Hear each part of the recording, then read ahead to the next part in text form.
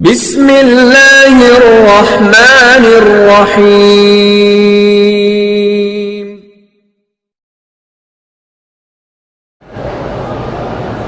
میری بیوی عمرے پہ آنے سے پہلے حیض سے تھی، میقات کراس کر لیا، دوسرے دن دوبارہ میقات کا احرام باندھا، میقات سے آئی، ابھی بھی حیض باقی ہے۔ بہرحال جب تک پاک نہ ہو آپ نہ جائیں، عمرہ کر کے جائیں۔ احرام کا عورت کا کپڑا اتارا کوئی فرق نہیں پڑتا، وہ ضروری نہیں ہوتا۔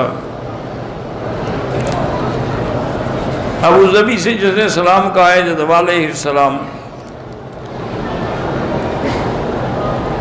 اگر تھوڑے تھوڑے ٹک لگائے ہیں سر میں عمرے کے بعد تو دم پڑ جاتی ہے۔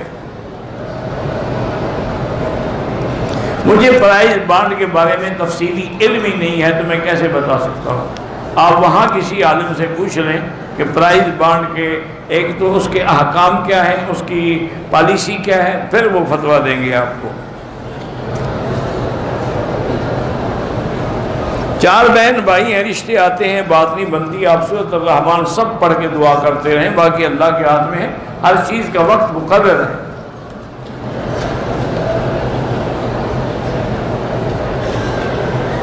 ایک ہندو لڑکے سے ہمارے تعلقات ہیں، اس کا باپ مر گیا، ہم غم میں شریک ہو سکتے ہیں، ہم سایہ سمجھ کر جا سکتے ہیں، باقی سلام دعا نہیں کر سکتے مغفرت کی۔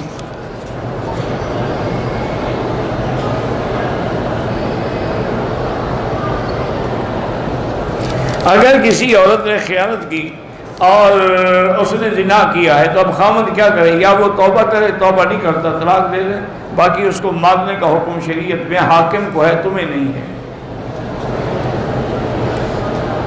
تجدید نکاح کا معنی یہی ہوتا ہے کہ گواہ بھی ہوں اور خطبہ بھی پڑھا جائے، پھر ایجاب قبول ہو، آپس میں ایجاب قبول نہیں ہوتا۔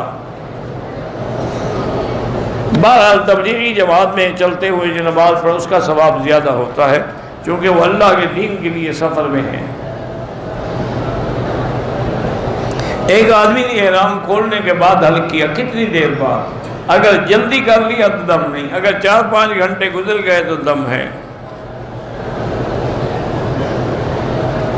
جدہ میں نے ملاقات کے لیے جانا ہے، جدہ حدود حرم سے باہر ہے لیکن میقات نہیں ہے۔ واپسی پہ عمرہ کریں تمہاری مرضی، نہ کریں تمہاری مرضی۔ ایک ساتھ 3 دفعہ تلاوت کا سجدے کرنے ہوں تو کھڑا ہونا ضروری نہیں ہے، بیٹھے بیٹھے کریں سجدہ، یہ کہتے ہیں کہ کھڑے ہو کے سجدہ کریں۔ پاکستان سے گروپ میں آئی ہوئی ایک عورت گم ہو گئی ہے، اللہ پاک مشکل حل کرے، انشاءاللہ مل جائے گی۔ اس بیچاری کو سمجھ ہی نہیں آ رہی ہوگی، کوشش کریں کہ حرم کے اندر اسے ڈھونڈیں، وہ کہیں نہ کہیں بیٹھی ہوگی انشاءاللہ۔ اگر جگہ جگہ سے کینچی سے بال کاٹے ہیں دم پڑ گئی۔ اگر ہم حرم سے نماز کے لیے آ رہے ہیں، راستے میں مسجد آ گئی، اگر حرم پہنچ سکتے ہو تو پہنچنے کی کوشش کرو، اگر جماعت کے جانے کا خطرہ ہو تو پھر راستے والی مسجد میں پڑھ لو۔